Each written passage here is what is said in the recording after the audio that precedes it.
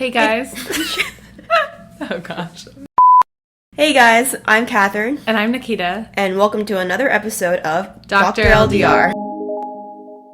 Today's episode is going to be on conflict. So basically what we're kind of hoping to structure this episode like is to talk about how we used to deal with conflict kind of in the beginning of a relationship to how we're dealing with it now, and I guess maybe how we strive to eventually deal with conflict in the future. Yeah, so we're very much still working on yes how to work through it. We are nowhere near mastered, but basically we just want to have sort of a timeline for how things have changed over the years in our respective relationships. I guess, do you want to start off about how you used to deal with conflict with so I was so immature and in terms of how I work through conflict. So for our first topic, how I used to fight with Billy, it was very much this meme where it's like, for me, I'm a night owl, so I sleep at like 2 a.m. So I would just be like, good night at 10 p.m. or something like that, and he knows, or he didn't even know in the beginning, but he would just know that something was up. So I think that like old 18-year-old, 19-year-old me was just like, I need him to read my mind and know that I'm angry, and if he doesn't, then it's his fault, and I'm just gonna externalize my anger through being like generally mean and rude and all these kind of roundabout ways to hopefully clue him in on what's angering me, and it's very inefficient, very unproductive. Yeah, I definitely feel the same way in the beginning, whether it was when we were apart and I was hinting at that there was something wrong over text, which is even harder to interpret. Like, that is just so unrealistic of me to be like, oh, you didn't notice that my text tone changed? Like, what's wrong with you? So whether it was over text or whether like we were in person and, I started acting kind of like standoffish or something because I had a problem, I definitely felt that too, that in the beginning, because it is difficult to bring up conflict, and when you bring it up, like, you're very vulnerable. Personally, I always cry during arguments. Oh, so my God, me too. It's so hard for me to bring something up and hold my ground. And so, it's a lot easier to just kind of make these hints and hope they pick up on it. Yeah. And that's not the right thing to do. Yeah. Like, it's important to remember we did do are dumb things for a reason. It's usually the easier thing to do. Absolutely. It's not easy to sit down and communicate exactly what's bothering you. And especially for us, I cry when I'm angry. So I didn't I didn't want to just transition from being happy to being in tears and being like, I'm so mad. Yeah. For both of us, because when we were both in long distance relationships and some sort of conflict would come up during a visit, you don't want to necessarily ruin the visit or take away your good fun time by bringing up a difficult topic. So what I think we would both do is kind of bury it. We're so good at that. Yeah, not think about it, not bring it up, and it's fine in the moment. But then you can't bury it forever. It's going to come up, and so the way we would handle conflict then, in summary, is that we would have these issues, try to have our boyfriends pick up on it.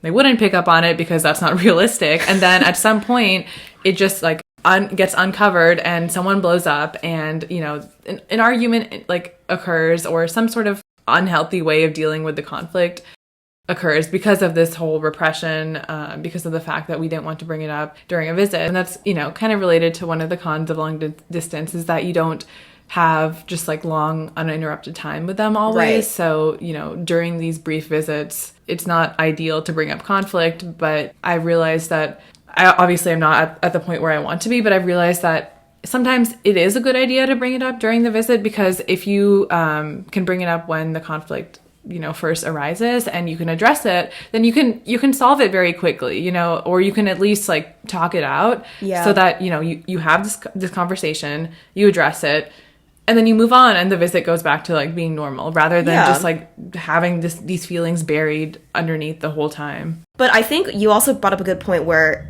when you're in the bubble, you don't have a long stretch of uninterrupted time, but you're also, most of that uninterrupted time is when you're so happy and you're so blissful. And for me, I work through problems best when I'm more about a neutral like emotional level. Like if I'm so happy, if he brings up a problem, I'm gonna be like, why are you so selfish? Like, why are you gonna ruin my happiness talking about this problem? And I'm not gonna be open to wanting to even talk about it, much less thinking of any actionable changes and resolving them. So I think LDRs are not as conducive to having like natural time in the relationship where you can both be at a neutral like mindset and have time where you can work it out. It takes a little bit more effort in LDRs to carve out time and to be more proactive about bringing up problems as they occur in order to like lessen whatever future annoyance that you don't want to deal with.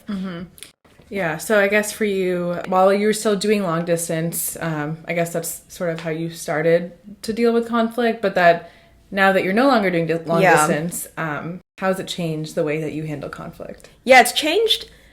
I'm trying to make it change a lot because the way that we used to fight is incredibly unsustainable, right? And there's still kind of like side effects from how we used to handle conflict in LDR that I'm still working through. And the biggest thing is just I want to make sure that the arguments are worth having. So what I mean is that if it's a big conflict such as schedules or divvying up like household chores, something that's going to be relevant for like years long into the future, those are important to have. And it's always these important conflicts that are the more painful ones to bring up because for both of us, we're very much creatures of habit. And the second we get into a lifestyle that we like, we're like, okay, this is what works. Why fix something that's not broken, you know? So I get really like dialed in to a lifestyle, and especially like cooking habits, and especially when we're stressed. We're both students here, med students, out of anything. So much stress. And it's once we kind of find that groove to where we can take care of ourselves and do our adult chores while also taking care of our studies, I don't really want to mess with that. Like if it works for me. And living together with someone else is very much a disturbance to that. Yeah, and I mentioned this in a previous episode about when I kind of transitioned from like doing visits for a short-term period versus like now that there's a little bit more flexibility with COVID. My boyfriend Smith has been able to visit me for longer, whatever, and I have had a problem transitioning from me like living my life alone in med school versus living my life with him here. And being able to adapt is actually a really important skill. And particularly in medicine, like I've learned that in med school, you are constantly being challenged. You're constantly having to change up your routine. And I mean, it's all about being uncomfortable, being outside of your comfort zone. And you have to learn how to adapt to change and adapt to things being thrown your way at any time. And so this is definitely an important skill in regards to your relationship as well as just in general. Kind of learning how to adapt to someone else's routine and how to adapt yourself and, just find that happy medium. Exactly. But that was also connected to another like con of the bubble and long distance lifestyle for me was when we visited each other, it was usually after big stressful weeks. So we had just come out of those and we were happy now and not stressed. So we were never really together when both of us were like at 10 out of 10 stress or maximal stress.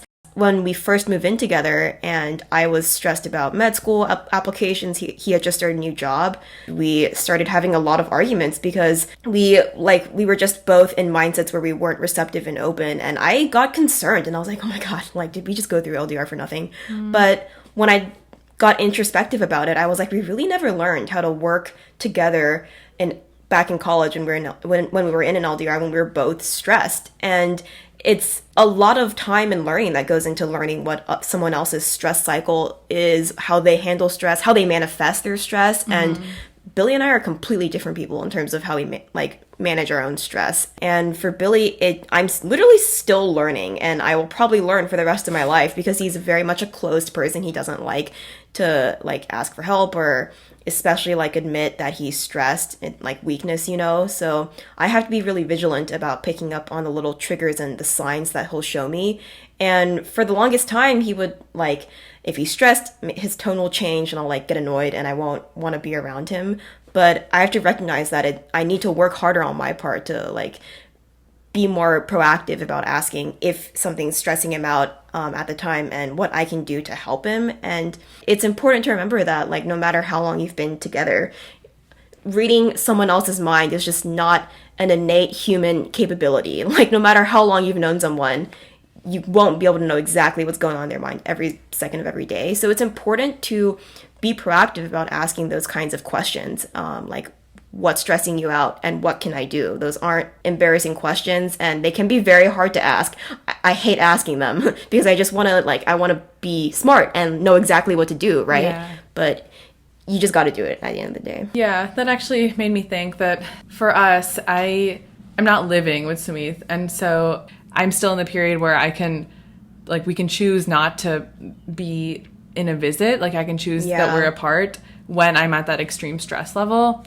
Sometimes I think about, I can't imagine what it would be like to live with him while I'm in med school, just because like there are just like so many highs and lows, and like, you know, during those like stressful low periods, the way I handle stress is like I will mention the stress to him, but I don't want to talk about it because it's going to get me more stressed and then more frustrated because I'm not hearing what I want to hear. Like, for me, I deal with it on my own, and I deal with it by just like not discussing it with anyone else, because you're like Billy, you're not like me. I'm not like you. I for me, like, it stresses me out more to talk about the stress.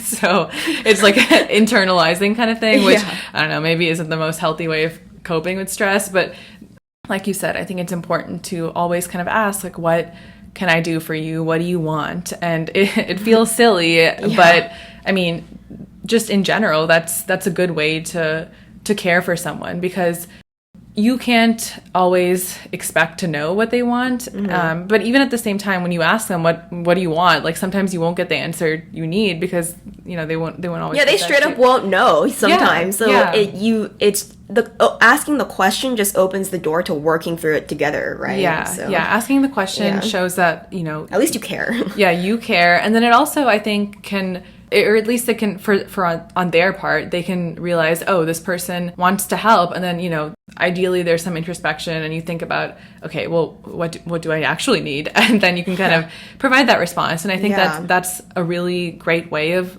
addressing any sort of conflict or stress or some sort of problems. You know, it shows that there's a mutual understanding that this person wants to help, and you are willing to, like, receive help, and you're willing to have that conversation. It's really just about being open-minded, because you're not going to solve conflicts overnight. You're not going to figure out the best way to solve conflicts overnight. Like, things are just going to be, it's a long process. And, you know, that's not even to say that you'll get to a point where everything is going to be perfect and you know exactly how to deal with conflicts, because there's so many different types of conflicts.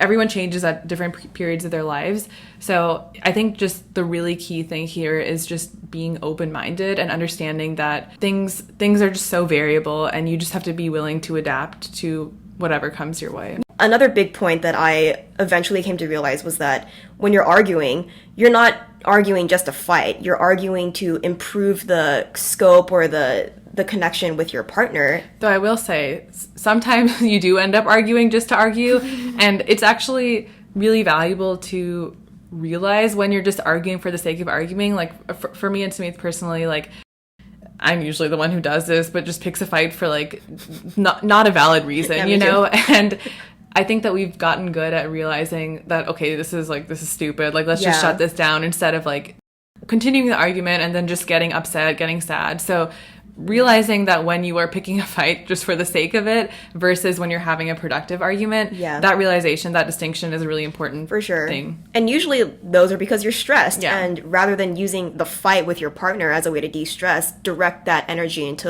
a healthier and actually more productive way to reduce stress, right? But yeah, and then the big point for me is that when we're fighting, we're not fighting to be right or wrong. Like, I used to when I was younger, like, not even younger, it was literally like months ago. I would, like, you just want to be right. You always want to be right. You want to be heard, you want to feel smart, you want to be right, but fighting isn't, you're not two entities anymore. Like, you're not independent. You're fighting to work together as a team. So with the team mindset, like, whenever I would take a step back and be like, okay, well, we just have to reach a solution that will make us work better together in the future. You're going to be a team, so everything needs to benefit the team. It's now the team as the entity, not two independent people. So once I thought about it that way, if making myself right wasn't actually going to affect the team's function in any way. And I think as we wrap up here, the biggest thing to remember is just that in all serious relationships, you always want to strive to improve, and you want to strive to get to that like high functioning level where you can work together as a team